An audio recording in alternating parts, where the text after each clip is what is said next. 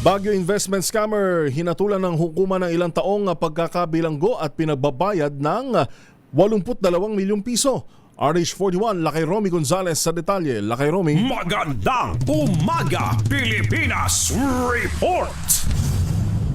Isang dating insurance company executive ang napatunayan ng hukuman sa Baguio na nagkasala ng multiple counts ng estafa at tinatulang makulong ng ilang taon at tinatasa magbayad ng 81.9 milyong piso sa kanyang mga nabiktima.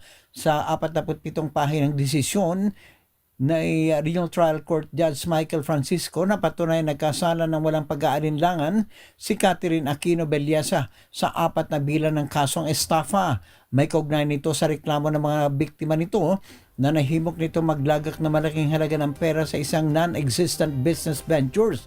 Sa naging testimonya ng mga naging biktima, nagpakilala si Bellasa sa kanila na manager at regional unit head ng Cordillera AXA Philippines na kalaunan ay itinanggi ng kumpanya na wala silang kinalaman sa kriminal na aktibidad ni Bellasa.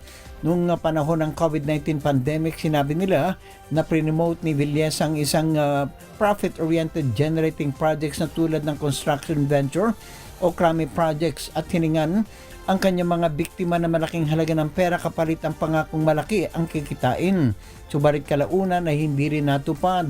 Sa unang kaso, hinatulan siya ng korte na makulong ng 8 taon at 1 araw hanggang 15 taon at tinatasa magbayad ng 19.2 million pesos, 10 hanggang 20 taong pagkakakulong at 41.7 milyong pisong damages naman sa pangalawang kaso.